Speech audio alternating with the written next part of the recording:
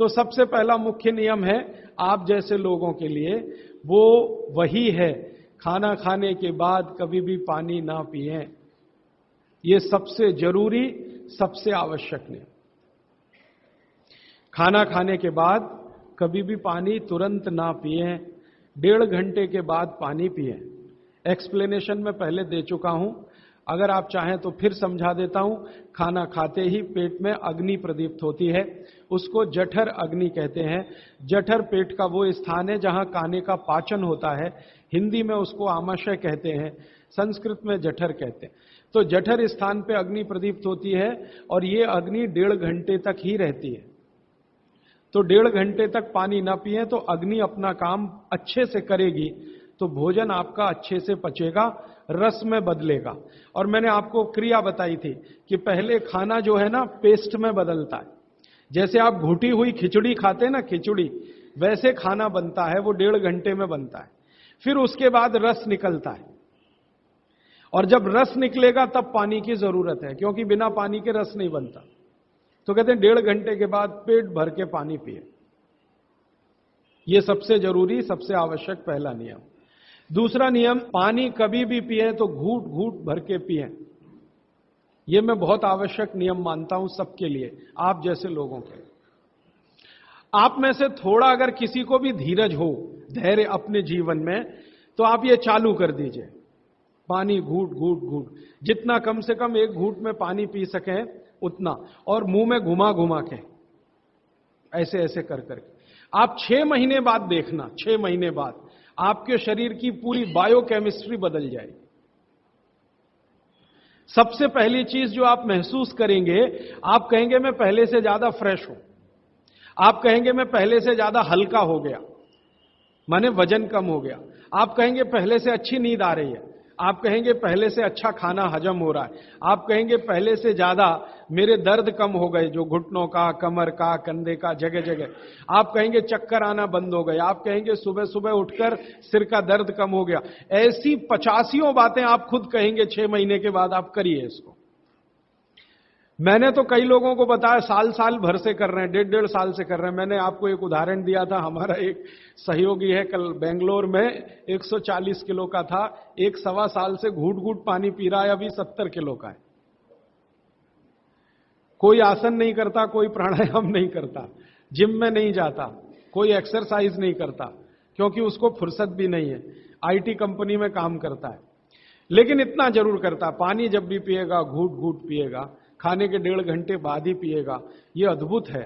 इस नियम को मैंने हजारों लोगों पे करके देखा है, एकदम एक्सीलेंट रिजल्ट है, कई बार तो चमत्कारिक रिजल्ट है। और कारण उसका क्या है? कारण उसका एक ही है कि घूट घूट पानी पीने से ज्यादा लार पेट में जाती है। पेट को हमेशा लार की जरूरत है, क्योंकि यहां एसिड बन रहा है।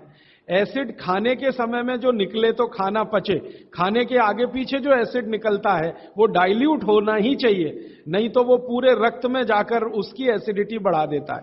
और वही एसिडिटी है जो आपको हार्ट अटैक लाती है, कार्डियक अरेस्ट की तरफ ले जाती है, ब्रेन हेमरेज करा देती है, पैरालाइज्ड हो जाते हैं आप। गंभीर से गंभीर रोग इसी एक नियम के ना होने से होते हैं। आप पानी गटागट गटागट जो पी रहे हैं, यही एक छोटी सी गलती जिंदगी में आपको सबसे भारी पड़ेगी। ठीक है? तो पहला नियम मैंने आपके लिए कि पानी खाने के 1.5 घंटे बाद पीना, हमेशा पानी घूट घूट भर के घुमा घुमा के पीना है। सुबह का पानी हो या दोपहर का, शाम का, जब भी पिए घूट घूट भर के। पानी कैसे पिए? तो इन्होंने कहा ऐसे करके पिए। ये अच्छा नहीं है, आपके लिए अच्छा नहीं।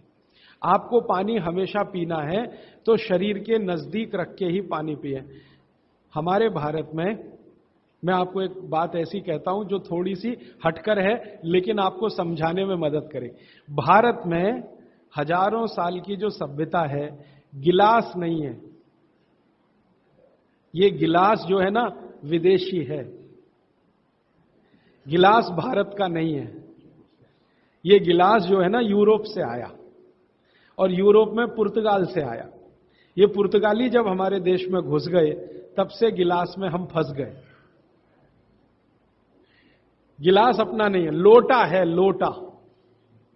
लोटा और गिलास का अंतर आप, लोटा है और लोटा कभी भी एक रेखीय नहीं होता, वो ऐसे ऐसे ऐसे ऐसे होता है। तो भागवत जी कहते हैं कि जो बर्तन एक रेखीय हैं उनका त्याज्य करें, वो है नहीं अच्छे, काम के नहीं है। तो गिलास का पानी पीना अच्छा नहीं माना जाता, तो लोटे का पानी पीना अच्छा माना जाता है। अब आप बोलेंगे जी क्या फर्क है? फर्क सीधा सा है, पानी के बारे में मैं बता चुका हूं। पानी को जहां धारण किया जाए वैसे गुण उसमें आते हैं। पानी अपने गुण कुछ नहीं है, जहां दे दो वही गुण हो जाते हैं। दही में मिला दो तो छाछ में बन गया, वो दही का गुण ले लेगा, पानी खत्म हो गया। दूध में मिलाया तो दूध का गुण। तो लोटे में पानी जो रखा तो पात्र का गुण आएगा, लोटे का। अब लोटे का गुण क्या? लोटा गोल है ना, गोल है ना। और आप थोड़ा गणित अगर समझते हैं और विज्ञान समझते हैं तो हर गोल चीज का सरफेस टेंशन कम रहता है। हर गोल चीज का सरफेस टेंशन कम रहता है, क्योंकि सरफेस एरिया कम होता है। हर गोल चीज का चूंकि सरफेस एरिया कम है इसलिए सरफेस टेंशन कम है। इसको हिंदी में पृष्ठ तनाव कहते हैं। हर गोल चीज का सरफेस एरिया कम है तो सरफेस टेंशन कम है, और सरफेस टेंशन कम है तो जो पानी उसमें है उसका भी सरफेस टेंशन कम है। तो कम सरफेस टेंशन का पानी ही आपके लिए सबसे ज्यादा उपयोगी है। अगर सरफेस टेंशन बढ़ा हुआ पानी आप पिएंगे तो बहुत तकलीफ करने वाला है। सरफेस टेंशन बढ़ी हुई कोई भी चीज आप खाएंगे तो तकलीफ करने वाली है, क्योंकि उसमें शरीर को तकलीफ देने वाला एक्स्ट्रा प्रेशर आता है। तो गिलास का पानी और लोटे के पानी में जमीन आसमान का अंतर। इसी तरह से कुएं का पानी, कुआं गोल है ना, सबसे अच्छा। ये सारे साधु संत कुएं का ही पानी पीते हैं, आप जानते हैं। ना मिले तो बिहार कर जाते हैं, जहां कुआं मिलेगा वहां पिएंगे।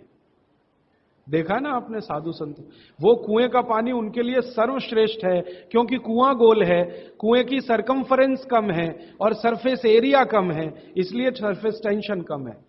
और सरफेस टेंशन कम होने से क्या होता है, पानी का एक गुण बहुत लंबे समय तक जीवित रहे। पानी का सबसे बड़ा गुण है सफाई करना। अब आपके लिए वो गुण कैसे काम में आ रहा है वो जरा देखिए। आपकी बड़ी आंत है और छोटी आंत है, आप जानते हैं कि उसमें मेम्ब्रेन है, कचरा उसी में जाके फंसता है, तो इसको निकाल निकाल के बाहर लाना पड़ता है। ये तभी संभव है जब सरफेस टेंशन कम वाला पानी आप पी रहे हैं। तो अगर सरफेस टेंशन बढ़ा हुआ पानी है तो ये कचरा बाहर नहीं निकालेगा। मैं इसको एक दूसरे तरह से समझाता हूं, कॉम्प्लिकेशन है लेकिन सरल समझा रहा हूं। आप एक एक्सपेरिमेंट करिए, आज घर जाइए और दूध लेके चेहरे पे लगाइए थोड़ी देर, और 5 मिनट बाद रुई से पोंछिए, तो रुई काली हो गई है ना। कैसे? अंदर का कचरा और गंदगी बाहर आया। कैसे बाहर आया? वो दूध ने बाहर लाया। अब दूध कैसे बाहर लाता है? दूध का सरफेस टेंशन सभी वस्तुओं में सबसे कम है। तो जैसे ही दूध आपने अप्लाई किया, दूध ने इस त्वचा के सरफेस टेंशन को कम कर दिया, क्योंकि जो वस्तु का जो गुण है दूसरे पर लगाओ तो वैसा ही आएगा। तो यहां दूध ने सरफेस टेंशन कम किया तो त्वचा थोड़ी सी खुल गई, और त्वचा खुली तो अंदर का कचरा बाहर निकल गया। यही क्रिया पानी करता है पेट में, यही सेम। आपने पेट में पानी डाला, बड़ी आंत और छोटी आंत का सरफेस टेंशन इसने कम कर दिया, तो बड़ी आंत और छोटी आंत थोड़ी खुल गई, और खुली तो सारा कचरा उसमें से बाहर आ गया। और हाई सरफेस टेंशन का पानी पिए, ज्यादा सरफेस टेंशन का, तो आंतें सिकुड़ेंगी, क्योंकि तनाव बढ़ेगा। तनाव बढ़ते समय चीज सिकुड़ती है, तनाव कम होते समय चीज खुलती है। तनाव बढ़ेगा तो सारा कचरा आंतों में अंदर बंद हो जाएगा। अब यही आपको मूलव्याध, बवासीर, भगंदर सब करेगा। इसलिए सरफेस टेंशन कम वाला ही पानी पीना, लोटे का पानी सबसे अच्छा माना जाता है। गोल कोई भी वस्तु आपके घर में है उसमें रखा हुआ पानी पीना सबसे अच्छा माना जाता है। तो गोल कुएं का पानी है तो बहुत अच्छा है, गोल तालाब का पानी हो, तालाब भी गोल होते हैं ना, तो गोल तालाब का पानी बहुत अच्छा, गोल कुएं का पानी बहुत अच्छा। तालाब से छोटी एक पोखर होती है, पोखर, अगर पोखर गोल है तो उसका पानी बहुत अच्छा। नदी के पानी की तुलना में हमेशा कुएं का पानी अच्छा, क्योंकि नदी में गोल कुछ भी नहीं है, वो लंबी है, तो वहां का पानी हमेशा हाई सरफेस टेंशन वाला है। और नदी से ज्यादा खराब समुद्र का, और सबसे अच्छा पानी लोटे का। लोटे जैसी कोई भी गोल चीज है तो अच्छा। अब आप इसको प्रकृति में भी महसूस करेंगे, बारिश का पानी गोल होके ही नीचे आता है, माने बूंदें सब गोल हैं, क्योंकि उनका सरफेस टेंशन हमेशा कम है। तो ये विश्लेषण लंबा चला जाएगा, लेकिन मैंने यहां जो आपको याद दिला दिया वो ये कि पानी पी रहे हैं तो गिलास में ना, ज्यादा अच्छा है लोटे में पिएं। तो लोटे वापस लाएं घर में, लोटे ही निकल गए, अब गिलास घुस गए, और लोटे निकले ना तो लाखों कारीगरों की जिंदगी खत्म हो गई जो लोटे बनाते थे। खत्म हो गए कि नहीं? कसेरे खत्म हो गए। गांव गांव में कसेरा शब्द समझते हैं? वो ठोक पीट के लोटा बनाने वाले आदमी को कसेरा कहते हैं। वो पीतल के लोटे बनाते थे, कांसे के लोटे बनाते थे, सब मर गए बेचारे हमारे गिलास के चक्कर में। तो भागवत जी को अगर मानना है तो लोटा लाएं, गिलास थोड़े कम करें, पानी लोटे का बहुत अच्छा है। आगे बढ़ें। पानी कभी भी खड़े होकर ना पिए, ये मैंने पहले बता दिया है, फिर रिपीट कर रहा हूं, हमेशा बैठ के पिए। फिर उसके आगे का एक सूत्र है कि ठंडा पानी कभी ना पिए। और इस ठंडे पानी का ये यहां पर भी एक विश्लेषण में नया दे दूं आपको कि हर ठंडे पानी का सरफेस टेंशन बढ़ा हुआ होता है। हर ठंडे पानी का सरफेस टेंशन बढ़ा हुआ होता है, और हर गुनगुने पानी का सरफेस टेंशन कम होता है, और कम सरफेस टेंशन का ही पानी आपको पीना है। इसलिए ठंडा पानी ना पिएं। एक विश्लेषण में पहले दे चुका हूं कि पानी जैसे ही आप ठंडा पिएंगे, उसका गुण है कि वो हर चीज को ठंडा करे। तो पेट को ठंडा करने की वो कोशिश करेगा। पेट ठंडा हुआ तो सारे ऑर्गन्स ठंडे हो सकते हैं और आप मर सकते हैं। तो पानी को पेट गर्म करेगा, फिर आप ये जान लीजिए। और पेट पानी को गर्म करेगा तो अतिरिक्त ऊर्जा लगेगी उसको, और वो ब्लड में से ही आएगी। तो सारा ब्लड पेट की तरफ दौड़ेगा। और बार बार आप ठंडा पानी पी रहे हैं दिन में 8-10 बार, तो हर बार ब्लड को पेट में भागना ही पड़ेगा। तो ब्रेन को ब्लड कम होगा, हार्ट को ब्लड कम होगा, ऑर्गन्स को ब्लड कम होगा, तो वो कमजोरी आने ही वाली है, और हार्ट अटैक आ सकता है, ब्रेन हेमरेज हो सकता है। क्योंकि कोई भी ऑर्गन को ब्लड कभी भी कम नहीं पड़ना चाहिए, तभी आप दुरुस्त रहने वाले। इसलिए ठंडा पानी गलती से भी ना पिए। तो हमेशा कैसा पानी पिए? गुनगुना पिए। एक समय के लिए भागवत जी ने कहा है कि जब बहुत तेज गर्मी पड़ती हो, आपके यहां तो पड़ती है, मार्च, अप्रैल, मई, जून, तो वो कहते हैं कि मिट्टी के घड़े का पानी पिए। मिट्टी के घड़े के पानी को गुनगुना करने की जरूरत उतनी नहीं है, क्योंकि मिट्टी से ज्यादा शुद्ध पानी को करने वाली दूसरी कोई वस्तु दुनिया में नहीं। तो ये अब थोड़ा आगे चलें वो ये कि खाना जब भी खाएं, आपके लिए नियम है, स्टैंडिंग पोजीशन, माने खड़े होके कभी ना खाएं, हमेशा बैठ के खाएं। बैठने की स्थिति ये सबसे अच्छी है। कुर्सी पे भी अगर मजबूरी में बैठ रहे हैं तो इसी स्थिति में बैठ के खाना, नहीं तो जमीन पे तो बहुत ही अच्छा है। फिर उसके बाद एक नियम जो आपको जरूर पालन करना चाहिए, बहुत आवश्यक है आपके लिए, कि दो विरोधी वस्तुएं साथ में कभी ना खाएं। आप जैन हैं तो आपको तो सब अच्छे से समझता, भक्ष और अभक्ष का ज्ञान सभी साधु महाराज देते हैं, साध्वी जी देते हैं। दूसरे लोगों के लिए कह दूं, दूध और दही साथ में नहीं खा सकते, विपरीत हैं। हालांकि दूध से ही दही बनता है, लेकिन दूध और दही की प्रकृति एकदम अलग है। दूध कुछ और काम करता है, दही बिल्कुल अलग काम। तो दूध दही साथ में ना खाएं। दूध और दही की बनाई हुई कोई भी वस्तु साथ में ना खाएं। खीर खा रहे हैं तो दूध की है, तो कढ़ी नहीं खा सकते। कढ़ी खा रहे हैं तो दही की है, तो खीर नहीं खा सकते। कुछ भी ऐसी वस्तु जिसमें दूध और दही उपयोग है, वो साथ में नहीं। एक इसी तरह से शहद और घी आपके लिए बिल्कुल वर्जित है, आप बिल्कुल साथ में ना खाएं। शहद अलग खाएं, घी अलग खाएं। शहद ना खाएं तो भी चलेगा, गुड़ खाएं। अच्छा, ये बड़ी विचित्र स्थिति है, गुड़ और घी साथ में जरूर खाएं, शहद घी साथ में ना खाएं। गुड़ को बेहतर तरीके से अगर खाना चाहते, गुड़ तो वैसे ही सबसे बेहतरीन चीज है दुनिया की, लेकिन और बेहतर बनाना चाहते हैं तो उसमें जरूर घी मिला के खाएं। तो गुड़ घी चलता है, शहद घी नहीं कभी भी।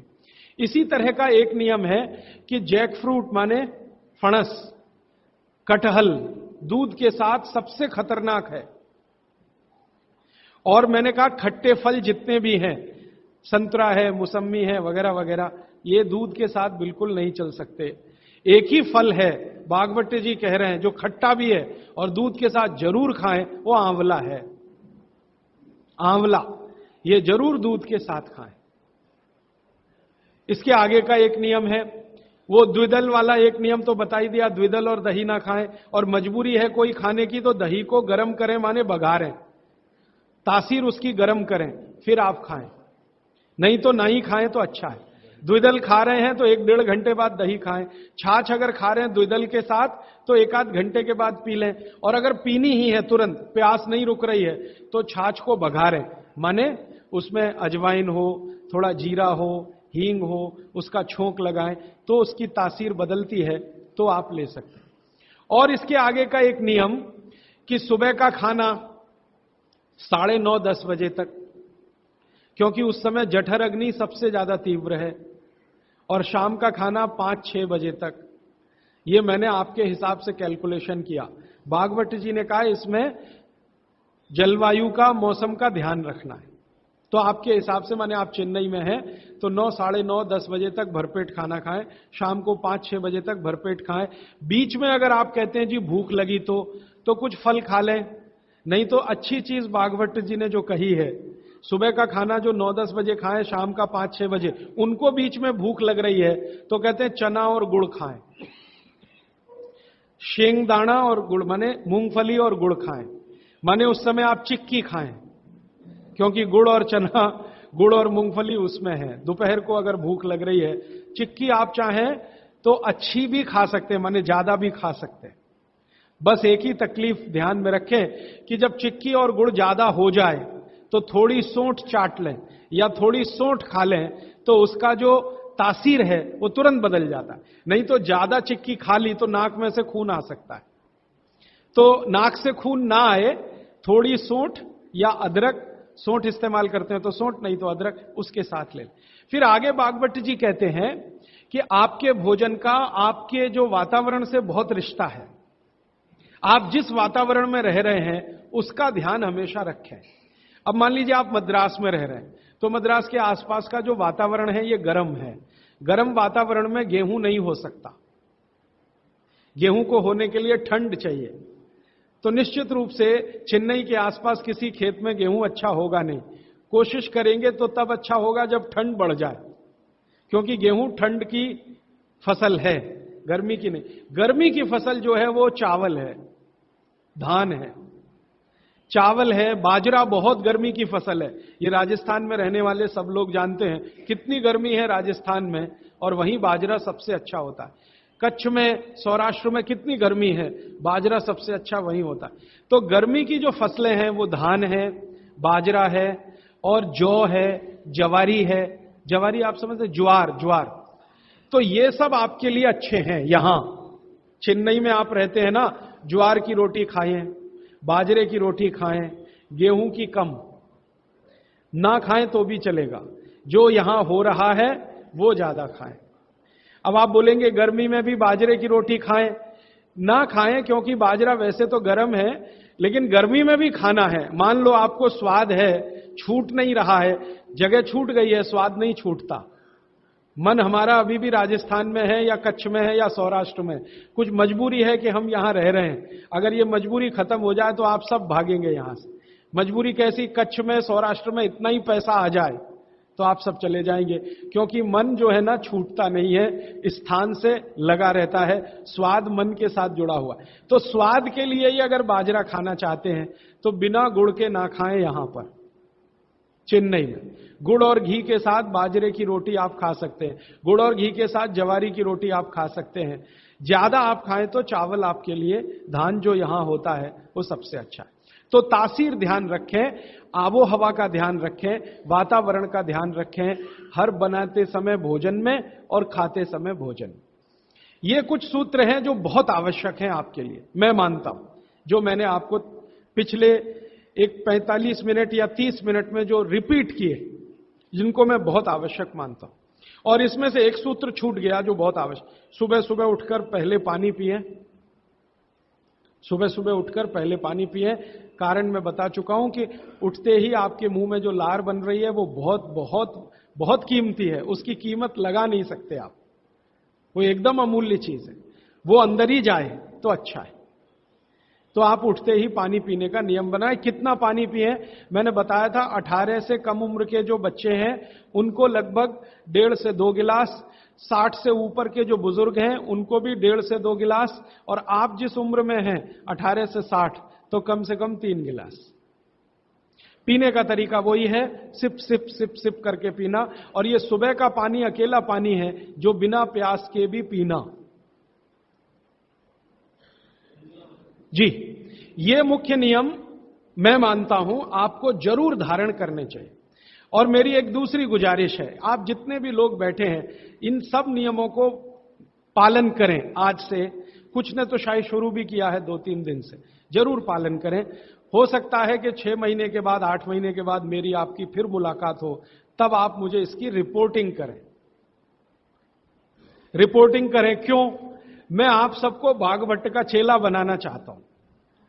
मैं ये चाहता हूं, मैं विनम्रतापूर्वक कह रहा हूं, मैं ये चाहता हूं कि जो ज्ञान मैंने 6 साल में लिया, ये साल भर में आपके पास पूरा पहुंच जाए। क्यों? आप तो इसको अपने जीवन में पालन करके स्वस्थ रह ही सकते हैं, अपने परिवार को भी रख सकते हैं और पड़ोसियों को भी रख सकते हैं। और भागवत ने कहा है कि जो अपने दुखों को दूर कर ले और दूसरों के दुखों को दूर करने का काम करे, वो ही मोक्ष का भागी है, माने भागीदार हो सकता है। तो मैं चाहता हूं आप सब मेरे साथ मोक्ष में चलें, वहां भी हम यही करेंगे।